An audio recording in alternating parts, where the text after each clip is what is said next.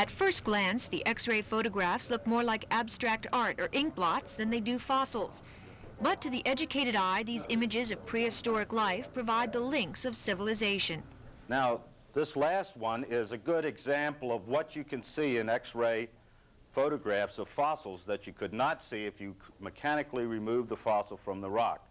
Over here we have the compound eye, here and here.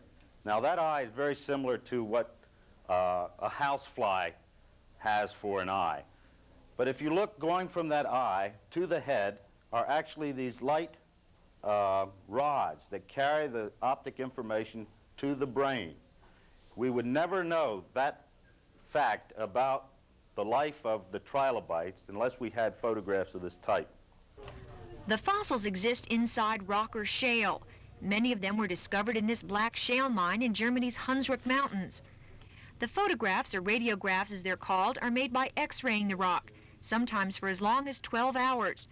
The 70 black and white radiographs on loan to Old Dominion University include the earliest forms of birds and starfish, dating from 200 to 400 million years old. They're all from the collection of German Professor Wilhelm Sturmer and are the most precise fossil photos in existence. They'll be on display at Old Dominion's Webb Center daily through November 20th. Joan Gartland, Area 10 Eyewitness News, Norfolk.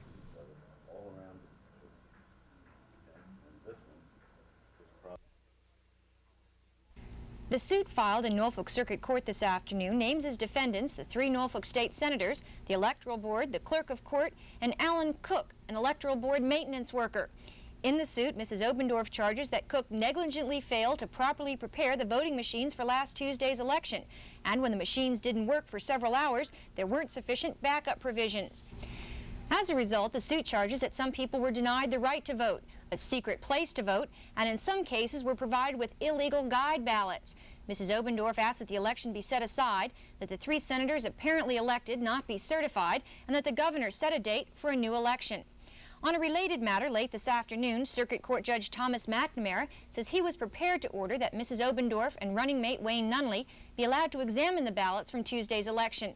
But the judge delayed the action after an objection from the 3 Democratic state senators who asked to be heard on the Republican petition. Judge McNamara agreed to hold a hearing on the matter Friday, at which time he'll make a final decision.